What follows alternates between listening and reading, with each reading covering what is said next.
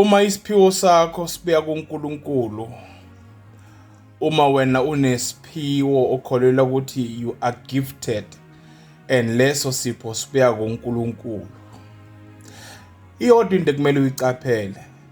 Uma uNkulunkulu ekuphe isipho sikamoya, a spiritual gift, caphela into eyodwa eyoba ingozi kuleso sipho sakho uNkulunkulu akuphe sona. Ngisho ngifuna u-underline ipart ethi you are gifted because God gifted you. Ngamanye amagama lokho kwenzako you are being amplified by God, or lokho kwenzako God chose you. Into yakhe inoNkulunkulu, isipho sakho singuNkulunkulu, okusho ukuthi God is the center of your gift. Kodwa ke into ekumele uyiqaphele impakamo. Impakamo yokuqatha noNkulunkulu akunikeze into. uNkulunkulu yakunikeza isipho ekumele usisebenzise ukuze abantu bakhe bazuze ngawe. Yabona ke impakamo iyokuhlukanisa noNkulunkulu, kodwa igift usolunayo. Hayi bazalwane, impakamo iyokuqatha noNkulunkulu, igift angeke ayithathe. Uyolokhu ukwenza lokho, but sibuyele emuva sithi uma igift unikezwe uNkulunkulu, uma angisho it's a spiritual gift, ukunikeze a spiritual gift, ukuhamba kaNkulunkulu ukuhamba komoya wakhe kule gift akunikeze yona.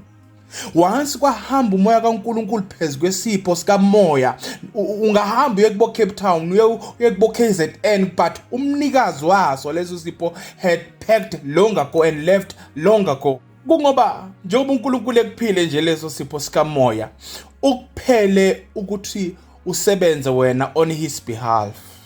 Wena, your gift represent God.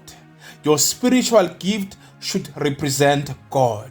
Okusho ukuthi wena uma uphakama, ngake ngayifundisa lento ngathi awukwazi ukuba nempakamo uphethe isiphiwo sikamoya, ngoba isiphiwo uma uphethe isiphiwo sikamoya abantu ufuna bazuze kuleso siphiwo, awukwazi ukubaphakamela abantu uNkulunkulu ekumele akusebenzise wena ngesipho sakho.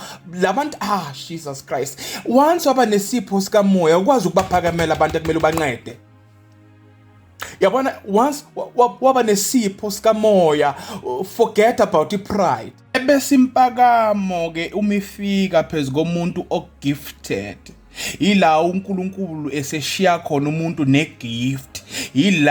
Lapho kumuntu that is gifted oyostrugglisha ke manje, okusho ukuthi you are going to struggle because you are using your own strength, you are going to use your own ability. Yebo uphiwe, but manje you are using your own power.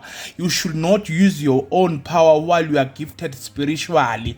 Isiphiwo sikamoya sifandwa umoya kaNkulunkulu. The reason why you are struggling because God left and packed long ago. The reason why usebenzisa akamandla, it is because of impakamo. Once kwangena impakamo uNkulunkulu yahamba, usale negogogo lesiphiwo. Oh Jesus Christ.